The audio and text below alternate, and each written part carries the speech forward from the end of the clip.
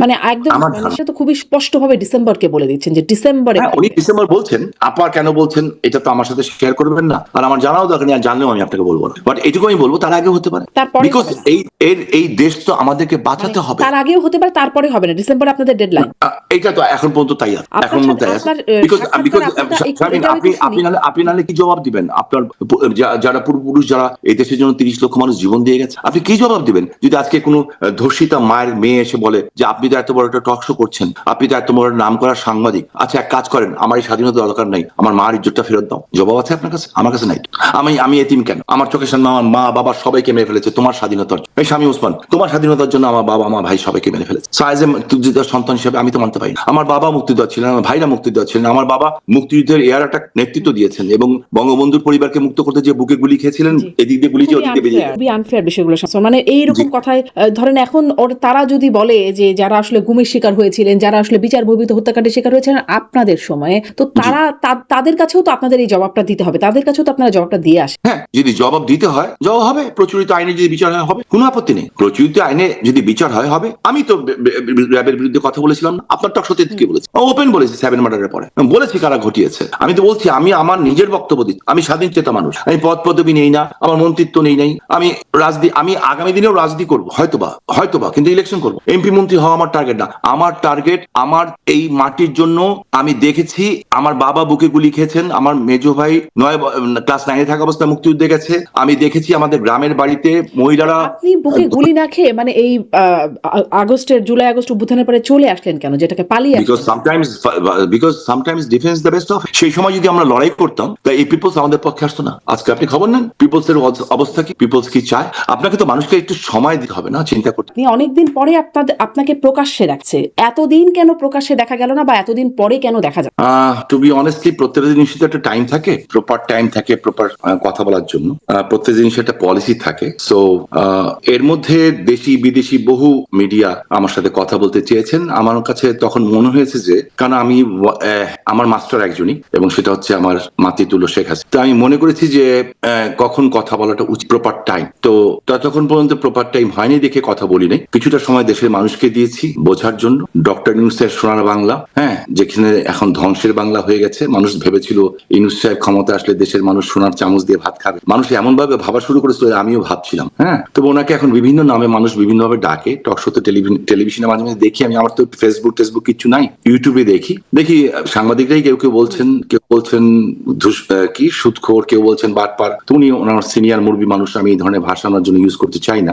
একটা ভাষা আমার কাছে ভালো লেগেছে, যে দেশ ধ্বংসকারী। তো ধরেন তিনি তার মেয়াদটা তো শেষ হয়ে গেছে, এখন নতুন সরকার আসছে, এখন নতুন মেয়াদ এসে। হ্যাঁ, তো এখন এসে কেন মনে হলো যে আপনি সেই টাইমটা এসে কথা বলেন? না, এখনো এই সরকারের 6টা মাস গেছে। এই সরকারের যখন ক্ষমতা আসছিল, আপনি অত্যন্ত নামকরা সাংবাদিক, ভালো সাংবাদিক, তুখোর প্রশ্নকর্তা। হ্যাঁ, তো এটা তো আমি জানি, রাজকাহন অনুষ্ঠান থেকে জানি। তো আপনি একটু খেয়াল করে দেখেন, আমার মেমোরি অবশ্যই, আপনি আমার চেয়ে বয়সে ছোট, অনেক ছোট, তো আপনার মেমোরি আমার চেয়ে অনেক শার্প। সেটা হচ্ছে যে এই সরকারটা ক্ষমতা আসার আগে, আজকে যিনি রাষ্ট্রপতি হলেন, যদিও আমি বলছি এই সরকার বৈধভাবে ক্ষমতা আসে নাই, এটা সাংবিধানিক সরকার না, এটা ফাইনাল কথা। হ্যাঁ, কোনোদিনই সাংবিধানিক সরকার হতে পারে না, কারণ মাননীয় প্রধানমন্ত্রী পার্লামেন্ট ডাকেন নাই, পদত্যাগ করেন নাই, রাষ্ট্রপতির কাছে কোনো পদপত্র নাই। বাট আমি ধরে নিলাম তারপরেও জাস্ট আলোচনার স্বার্থে যে এটা একটা সরকার এবং সাংবিধানিক সরকারই ধরে আছে, লিগেল সরকার। তো এই লিগেল সরকারটা প্রথমে যিনি এখন মহাসচিব ছিলেন, তারেক রহমান, দেশে ফেরার আগে উনি একটা ইন্টারেস্টিং কথা বলেছিলেন যে আমার ফেরা না ফেরা সবটা আমার উপরে নির্ভর করে না। তার মানে কার উপরে নির্ভর করে ওনাকে দেশে আসতে হয়েছে, সেটা জানি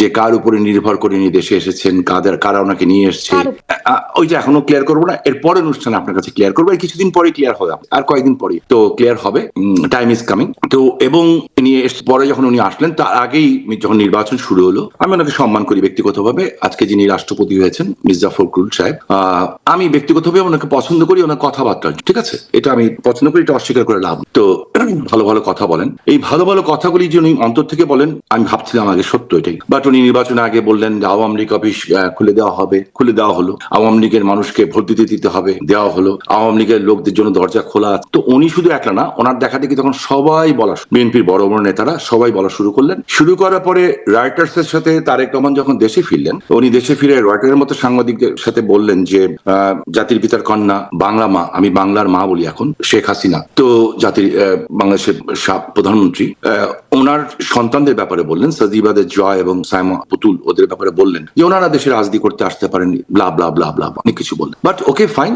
এই জন্য আমাদের উচিত যে ওনাকে টাইম দেওয়া, যে অ্যাকচুয়ালি আপনার চরিত্রটা মুখোশটা উন্মোচন করার, যে আপনি কি নাটক করছেন, 21শে আগস্টের ঘটনা যারা ঘটিয়েছে তারা এত উদার কেমন করে হলো এত তাড়াতাড়ি। হ্যাঁ, তো এই জিনিসটা দেখার জন্য একটু সময় দরকার। আমরা দেখলাম, আমি আপনাকে ছোট্ট একটা উদাহরণ দিই, ছোট্ট, একেবারে ছোট্ট, বাট এই ছোট্ট উদাহরণটা আমার মনে হয় যে কোনো বিবেকমান মানুষের কাছে, সে আওয়ামী লীগ করুক, বিএনপি করুক, জাতীয় পার্টি করুক, কিংবা কোনো পার্টি করুক, কিংবা না করুক, না করা লোক তো বেশি সংখ্যায়, তাদের বিবেকে লাগবে। ধানমন্ডি 32 নম্বরে 15ই আগস্টে দুটো বোন গেল, দুটা মেয়ে গেল, অল্প বয়সে দুটা মেয়ে গেল। কেন? ওরা জাতির পিতার কে রেসপেক্ট জানাতে চায়, ওরা বঙ্গবন্ধুকে সম্মান জান, ওখানে যে ওরা হয়তো ফুল দিতে চায় কিংবা দোয়া করতে চায়, হোয়াট এভার ইট, তাদের সাথে কি আচরণ করা হয়েছে, তাদের কি গায়ে হাত দেওয়া হয়েছে, এটা আপনাদের মাধ্যমে আমিও দেখেছি, সারা দেশবাসী দেখেছে, বিশ্ববাসী দেখেছে। আর একটা ছেলে সরল স্বীকারোক্তি দিল যে আমি ওনাকে ভালোবাসি, এই জন্য এখানে এসেছি ওনাকে শ্রদ্ধা জানান। সেই ছেলেটাকে কিভাবে বেধড়ক ভাবে মারা হলো, এটা আপনিও দেখেছেন, আমিও দেখেছি, সবাই দেখেছি। সো এইটুক সময় আমাদের দরকার ছিল মুখোশ উন্মোচন করা। তারপরেও তো যারা দেশকে এইটা করে ফেলবেন, এটা করে ফেলবেন, আপনাদের মুখোশ তো তার আগেই তাদের সামনে উন্মোচিত হয়ে গিয়েছিল। মানে যিনি প্রধানমন্ত্রী, তিনি দেশে ফিরতে পারেন নাই। আপনারা এখন যে অবস্থায় আছেন, আপনাদের শাসনামলে তিনিও দেশে ফিরতে পারেন নাই। তার মা, তিনিও নির্যাতিত হয়েছেন, জেলখানায় ছিলেন। অনেক বয়স্ক মানুষ, একজন বয়স্ক নারী, অসুস্থ নারী, ওই নিয়ে অনেক কথা হয়েছে সেই সময় আপনাদের। মানে তাকে আপনারা উদার হবেন এটা ভাবলেনই বাকি না, উদার হবে এটা ভালো নয়। এই কারণে আপনাকে আমি দায়িত্ব নিয়ে বলতে চাই একটা কথা, যেটা হচ্ছে বেগম খালেদা জিয়া, মানে আল্লাহ ওনাকে ব্যস্ত নসিব করুক, আপনার অনুষ্ঠানেও কিন্তু যখন ডিবিসিতে আপনি অনুষ্ঠান করতেন, উনি যখন অসুস্থ ছিলেন, আমি কিন্তু ওনার জন্য দোয়া চেয়েছি। আমি পার্সোনালি, আমি যা বলি এটা কিন্তু পার্টির স্টেটমেন্ট, প্রত্যেকটা মানুষের একটা ব্যক্তিগত স্টেটমেন্ট থাকে। আপনি একটা জার্নালিস্ট, এরকম আরো হাজার জার্নালিস্ট, কিন্তু সবাই যে আপনার মতো করে কথা বলবে তা তো না। আপনার একটা আইডিওলজি আছে, আপনার একটা চিন্তা ভাবনা আছে, আপনার একটা চেতনা আছে, আপনার একটা লক্ষ্য আছে, আপনার লক্ষ্য দিয়ে আপনি বিচার, হ্যাঁ, জনগণও আপনার আমার কথাটাকে ওনাদের মতো করে বিচার। খালেদা জিয়ার সময় আপনি দেখেন, তার আগে কিন্তু আজকে 21শে আগস্ট এই বিএনপি সরকারই জাতির পিতা কন্যাকে মেরে ফেলার জন্য গ্রেনেড হামলা করেছে, 24 জন মানুষ মারা গেছে। শেখ হাসিনা বেঁচে গেছিলেন, এটা কেউ বাঁচায় নাই তাকে, আল্লাহ তাকে অলৌকিক ভাবে বাঁচিয়েছেন। কাদের সময় হয়েছে? বিএনপি সময় হয়েছিল। তারপরেও কিন্তু জাতির পিতার কন্যা শেখ হাসিনা যখন ম্যাডাম খালেদা জিয়া অসুস্থ হলেন, তখন উনি কিন্তু তাকে নিয়ে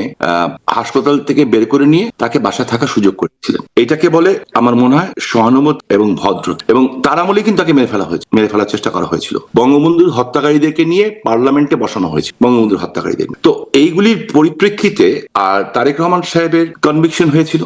এই কনভিকশন তো এফবিআই এসেও সাক্ষ্য দিয়েছে। তো যেহেতু এফবিআই এসেও সাক্ষ্য দিয়েছে এবং কনভিকশন হয়েছে, তো ওই কনভিকশন ফেস করার সাহস ওনার ছিল না। যেটা জাতির পিতার কন্যাকে ক্যাঙ্গারু কোর্টে ফাঁসি হয়েছে, উনি বলেছেন আমি যাবো তার মধ্যে। এবং ভেরি ইন্টারেস্টিং, দেখেন মানুষের ভিতরে যখন দুর্বলতা না থাকে তখন মানুষ এই সাহস দেখায় যে ফাঁসির অর্ডার দিয়েছে, আমি ফাঁসির কাজটি যাবো, দরকার হলে কি হবে ওইটা আমরা দেখব সামনে। বাট থিং ইজ দ্যাট, যে আওয়ামী লীগ সরকার চলে যাওয়ারও 1 বছর পরে কিন্তু তারেক জিয়া দেশে ফিরেন নাই। এবং যখন কেন ফিরছেন না এই প্রশ্ন যখন ব্যাপকভাবে আলোচিত হচ্ছে, একটা পর্যায়ে যে তিনি বলেছেন যে আমি ফেরাটা আমার উপর নির্ভর করে না, অন্য কারোর উপর নির্ভর। তার মানে নিশ্চয়ই বাংলাদেশের কোন মানুষের উপর নির্ভর করে না, বিদেশি রাষ্ট্রের উপর নির্ভর করে। এবং আরো ইন্টারেস্টিং হচ্ছে যে বিএনপির নির্বাচন, আমি শামীম ওসমান, আমি আমারটা আমি দায়িত্ব নিয়ে বলছি, অন্য কোনটা বলবো না। আপনি জানেন যে আমার বাড়িঘর পুড়িয়ে দেওয়া হয়েছে, আমাদের বাড়িঘর পুড়িয়েছে আমার কোনো আপত্তি, কিন্তু যে বাড়িতে আওয়ামী লীগ তৈরি হয়েছিল, আমার দাদার বাড়ি খান সাহেব ওসমান আলী, যে বাড়িতে আমি একলা তো থাকিনি, ঠিক আছে, আমার 4টা বিধবা চাচি থাকতেন না ভাই। যেদিন 32 নম্বরটা ভেঙে দেওয়া হলো, তারপর দিন ওই বাড়িটাকে যে ভেঙে ফেলা, গুড়িয়ে দেওয়া হলো। আচ্ছা ঠিক আছে, তার আগেই কিন্তু 19শে জুলাই নারায়ণগঞ্জে একটা ঘটনা, আপনি পরে আসবো, তো আমার সমস্ত ট্রান্সপোর্ট বাস সব পুড়িয়ে দিয়েছে। আমরা কিন্তু ক্ষমতায়, এখন এআই দিয়ে বিভিন্ন কথা বলানো হচ্ছে। আমি এত আধুনিক না, এআইটাই বুঝি না খুব, বাট ইটস ভেরি ইন্টারেস্টিং। যখন আমি আমার নেত্রীকে বললাম যে ওটা আমার রিজিক ছিল, আমার পেটের ভাত দিত, আর সাথে আমার আরো বন্ধু বান্ধব ছিল যারা এটার পার্টনার ছিল, ডিউ টু মি সবটাকে পুড়িয়ে দেওয়া হলো, একদম ছাই করে দেওয়া হলো। কিন্তু ক্ষমতা কবে? 19শে জুলাই আমি নারায়ণগঞ্জ তখন গেছিলাম। আমি তার আগে 14 তারিখে কিন্তু আমেরিকাতে গেছি মাত্র, এবং হাসপাতালে ভর্তি ছিল। এবং আপনি জার্নালিস্ট এবং আপনি একটা সচেতন নারী, এবং অবভিয়াসলি আপনি আমি বলবো নারী স্বাধীনতা তো বিশ্বাস করেনি, সকল স্বাধীনতা বিশ্বাস করে। আমি আপনাকে বলবো কেমন করে, কারণ আপনার সাথে আমার সম্পর্কটা অনেক অন্যরকম। আমি আপনাকে ছোট বোনের মতোই মনে করি, এবং অবশ্যই ছোট বোনের মতো আপনাকে আমি সম্মান করি, আদর করি, ভালোবাসি। কারণ তারপরে বলতে হয় আপনাকে মানুষকে জানানোর জন্য। 19শে জুলাই আমি 15 তারিখে আমেরিকাতে গেলাম, 14 14 জুলাই 2024। যাওয়ার পরে আমার শরীর এত খারাপ হয়ে গেল, আমার গ্যাস্ট্রিক অ্যাটাক, এবং এত সিভিয়ার অ্যাটাক হলো যে আমি যে দিলাম কোথায়, এভারকেয়ার হাসপাতালে। আমাকে বিউটোপেন, তারপরে এটা ওইটা সব দেওয়ার পরে আমাকে প্যাথিডিন চালু করলো। এর মধ্যে খবর এলো আমার কাছে যে 18 জুলাই নারায়ণগঞ্জে একটা, আপনি কিছু মনে করবেন না, আমি আপনার কাছে আগে ক্ষমা চেয়ে নিচ্ছি হাত জোর করে। হ্যাঁ, তো একটা মেয়ে সাংবাদিক, তার বয়স কত 32-33 বছর হবে, একটা লোকাল পত্রিকার সাংবাদিক। তারা ঢাকা চিটাগাং হাইওয়ে রোডের পাশে, তখন বিএনপি, জামাত এবং আরো অনেকে, এটা আপনাকে পরে আমি ব্যাখ্যা দিচ্ছি, এরা অবস্থান করছিল। এরা কয়েকটা মেয়ে আর কয়েকটা ছেলে মিলে নিউজ কাভার্সে গেছিল। এই মেয়েটাকে এরা পেয়ে বসলো, পেয়ে বসে আমি মাপ চাচ্ছি শারমিন আপনার কাছে আবারও, যে এর শরীরে কোনো কাপড় রাখেনি দুপুর 12টা, এবং শকুন, নেকড়ে বাঘ যেভাবে মানুষকে ছিঁড়ে খায় তার সমস্ত স্পর্শকাতর জায়গায় তারা ছিঁড়ে বেড়ে ফেলেছে। ওইখানে একজন বৃদ্ধ লোক ছিলেন, উনি কোন রকম একটা লুঙ্গি দিয়ে তার শরীরটা পেঁচিয়ে তাকে একটা বেবি ট্যাক্সিতে তুলে দিয়েছে। তুলে দেওয়ার পর সে নারায়ণগঞ্জে আসে। একই দিনে ওই একই গ্রুপ, একটা মহিলা, সম্ভ্রান্ত ঘরের মহিলা, নারায়ণগঞ্জে হিন্দু পরিবারের, এবং আরেকটা মেয়ে, তার কত বয়স, 14-15 বছর বয়স, 16 বছর হবে, এরা দুইজন যাচ্ছিল। তো রিক্সার মধ্যে আটকে তাদের সমস্ত জিনিসপত্র নেওয়া হয়। মহিলা নিজের ইচ্ছা সব দিয়ে দেন, যা দিয়ে দেন, কিন্তু তারপরে লাস্টে ওনার মঙ্গলসূত্র হাত। তো মঙ্গলসূত্র হিন্দু মহিলাদের কাছে একটা বিশাল পবিত্র জিনিস। উনি বলেছেন, বাবা এটা না, বাবা এটা না। তার মানে যারা ধরেছে তারা ওনার সন্তানের মতো। তখন ওনার মঙ্গলসূত্র টান দেওয়া হয়েছে, ওনার মঙ্গলসূত্রের সাথে ওনার ব্লাউজও চলে গেছে। তখন ওনার মেয়ে চিৎকার করে উঠেছে, মেয়েরও একই হাল করেছে। ওই ভদ্রমহিলা যখন আমাকে ফোন করলেন, শাহিন ভাই আপনি কোথায়, আপনি আসেন, আপনার মা বোনদের এই অবস্থা। আমি তখন আমার প্যাথিডিন খুলে আমি 19 তারিখে নারায়ণগঞ্জ যাই। যাওয়ার পরে আমার শরীর খুব খারাপ, নারায়ণগঞ্জ ক্লাবে আমি খেতে বসছি। এর মধ্যে কিন্তু তার আগেই Awami League office, Narayanganj club, rifle club এবং বেশ কিছু জায়গায় ওরা হামলা করেছে, ভেঙে টেকে দিয়েছে। তো ভেঙে টেকে দিয়েছে। আমি অবাক হচ্ছিলাম, এরা কারা এত সাহস দেখায়। তো আমি যখন খেতে বসি তখন দেখলাম যে বোমের আওয়াজ পাচ্ছি, গুলির আওয়াজ। এসপি ফোন করলো যে স্যার ওরা থানা অ্যাটাক করছে, এরে করছে। তা আমি ভাত খেতে পারলাম না, দৌড়ে বের হলাম। আমার উদ্দেশ্য ছিল ওই মেয়েটাকে দেখতে যাওয়া। যখন বেরিয়েছি তখন দেখছি বেশ আধা কিলোমিটার দূর থেকে এই গুলি করছে। ওরা ভাবেনি যে আমি বের হবো নিজে, আর আমি নারায়ণগঞ্জ স্বামী ওসমান বের হবো, আমার সামনে দাঁড়াবে। বিএনপির এটা কেউ করার কথা না, কারণ বিএনপির 16 বছরে বিএনপির কোন নেতা কর্মীকে আমরা ফুলের টাচও হতে দিইনি, এবং যারা এমপি হয়েছে সবাইকে আমি দেখেছিলাম। এখন যারা হয়েছে ফুলের টোকাটাও পড়তে দিইনি তাদের গায়ে। হ্যাঁ, এবং অন্য পার্টি কেউ না। আর জামাত তো আন্ডারগ্রাউন্ডে ছিলই। হ্যাঁ, আমার টার্গেট কিন্তু আমি কোনো সময় বিএনপি কে টার্গেট করে রাজি। আমার টার্গেট হচ্ছে আন্ডারগ্রাউন্ডে ছিল। কদিন আগে জামাতের আমির তিনি বলছেন যে আপনি গোলাম আজমকে জামাতে মানে নারায়ণগঞ্জে ঢুকতে দেবেন না, এরকমটা বলেছেন। এটা কিন্তু অনেক আগের ঘটনা। এরপরে কিন্তু আমার উপরে বাংলাদেশের সবচেয়ে বড় বম ব্লাস্ট হয়েছিল 2001-এর 16 জুন, যেখানে আমার 20 জন ছেলে মারা গেছিল এবং আমি পঙ্গু হয়েছিলাম। যে কারণে আমার আমেরিকাতে আসা। আমার এখন প্রচন্ড অবস্থা খারাপ, আমার কোমরের থেকে পায়ের তলা পর্যন্ত। কিন্তু কোনো অবস্থাতেই আমেরিকার ডক্টরদের, আমার ওয়াইফের বড় ভাই, he's a very big doctor over here. ওনার নিজস্ব অনেকগুলি ক্লিনিক আছে, অনেক ডাক্তার ওনার আন্ডারে কাজ, কারণ এরা তো ইথিক্সে চলে, এখানে এরা তো অনেক কিছু ভয় পায়। সো কোনো অবস্থাতেই আমার এমআরআই করা গেল না, কারণ আমার শরীর ভর্তি স্প্লিন্টার এবং স্টিল। তো করলো না। যাই হোক, এটা করেছে। প্রশ্নটা ওখান থেকে আসে যে দেশে ফেরার কথা, তারেক রহমানের দেশে ফেরার কথা আপনি বলছিলেন যে তার নিজের উপর নির্ভর করছে না ফ্রেমটা। হ্যাঁ, এটা তো মানে বিদেশি কোনো ব্যক্তি বা কোনো সংস্থা বা কোনো দেশের উপরে কিছুর উপর নির্ভরশীল, আপনার কথা থেকে আমি বুঝতে পারছিলাম যেটা। কিন্তু আপনাদের ফেরাটা আসলে কিসের উপর নির্ভরশীল, আমি সেটা নিয়ে কথা বলতে চাই। কারণ আপনারা দেশে ফিরবেন ডিসেম্বরে, আপনি প্রকাশ্যে এসে ডিসেম্বরে ফিরবেন, সেই কথা আপনিও বলছেন, বা নেতৃত্ব আরো আগে থেকেই বলছেন যে ডিসেম্বরে ফিরবেন, কিন্তু কিভাবে ফিরবেন সেটি জানা যাচ্ছে না। ধরেন আরো যদি সুস্পষ্টভাবে জানতে চাই, যে ধরেন আপনারা কি প্লেনের টিকিট কেটে এয়ারপোর্ট দিয়ে ঢুকে যাবেন, এরকম এত সিম্পল? সেক্ষেত্রে তো শেখ হাসিনার অ্যাক্টিভ কোনো পাসপোর্টও নাই, ট্রাভেল ডকুমেন্ট নিতেও সরকারের সাথে একটা প্রক্রিয়া যেতে হবে, সেরকম নাকি সীমান্ত, ওই যে শেখ হাসিনা একটা ফোন আলাপে শোনা গিয়েছিল যে চট করে ঢুকে পড়বেন, কাছাকাছি আছে সীমান্ত দিয়ে আপনারা এক নাগারে ঢুকে পড়বেন, আসলে কিভাবে ঢুকবেন? আমি এটা শেষ করে দিচ্ছি, তার আগে আমি ওই জায়গাটা শেষ করে দিই। হ্যাঁ, তখন আপনাকে এটা জানা দরকার এই কারণে, আপনাদের আমি কালকে নাও থাকতে পারি, আমাকে আল্লাহ নিয়েও যেতে পারেন, তাই না? মানুষের একটা জিনিসই পার্মানেন্ট, যে উই হ্যাভ টু গো, এবং কোন জিনিসই সবকিছু মানে টেম্পোরারি। আমাদের লাইফটা কিন্তু সবচেয়ে বড় টেম্পোরারি। সেই দিন যখন এই ঘটনাটা ঘটলো, আমি পরে জানতে পারলাম যে আমাদের সাথে সংঘর্ষ হচ্ছে কে। আমি বিএনপি ছেলেপেলে দেখেছি, হাত দেখিয়েছি, সরে গেছে। হেফাজতকে হাত দেখিয়েছি, সরে গেছে। আমি তো তার এরা কারা, এদের কথাও বুঝতে পারছি না, ভাষাও বুঝতে পারছি। পরে 3 মাস পরে দেখলাম নারায়ণগঞ্জ থেকে রোহিঙ্গাদের গেরিলা বাহিনীর চিফ আস্থা প্রধান গ্রেপ্তার হচ্ছে। আজকে আমাদের লোকজনকে ব্যাপকভাবে অ্যারেস্ট করা হচ্ছে। আমি স্বরাষ্ট্রমন্ত্রী মহোদয়কে কালকেও একটা টক ইয়ের মাধ্যমে বললাম, যে সচিবালয়ে আপনি বসেন, আপনাকে আমি দায়িত্ব নিয়ে বলছি শারমিন, যেই সচিবালয়ে উনি বসেন তার থেকে পূর্বাঞ্চলের দিকে যেতে ঢাকা চিটাগাং হাইওয়ে রোডে স্টিল নাও গতকাল রাত পর্যন্ত 2টো মহিলা মাদ্রাসা এবং আরেকটা 2টো মাদ্রাসায় অস্ত্রের ট্রেনিং চলছে। ঢাকা শহরে হেভি আর্মস সহ, মানে হেভি বলতে হেভি, হালকা পাত্র অস্ত্র না, 14,000 আল কায়দা, লস্করে তৈয়বা এবং আরসা এরা কাজ করছে। ঠিক আছে, সেই কারণেই আমি ওইখান থেকে আসি। সেই কারণেই আমাদের বাড়ি ঘর সব ভেঙে দেওয়ার পরেও আদর্শিক কারণে আমার নেত্রী একটা বক্তব্য দিয়েছিলেন, হালকা করে আপনি দেখেন, মেমোরাইজ করে দেখবেন, যে স্বাধীনতা বিরোধী শক্তি যাতে ক্ষমতা আসতে না। এই বক্তব্যতে আমাদের জন্য ইশারাই কাফি। উনি কি বলতে চান ওনার চোখের ইশারা আমরা বুঝি, যারা আমরা অনেক ছোট থেকে ওনাকে দেখেছি।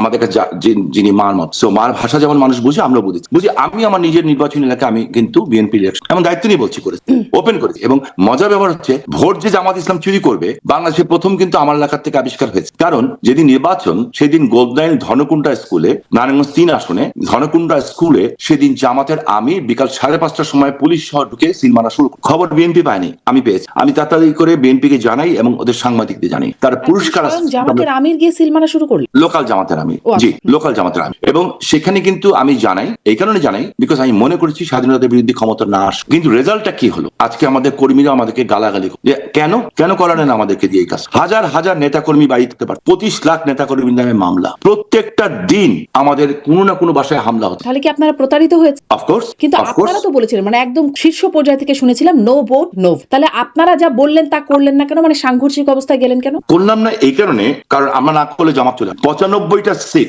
95 সিট আমি দায়িত্ব নিয়ে বলে আপনাকে নাম্বার ধরে বলে দিত, এই 95 সিট বিএনপি পেয়েছে আওয়ামী লীগের কারণ। জামাতের ক্ষোভটা কিন্তু ওখানে আমাদের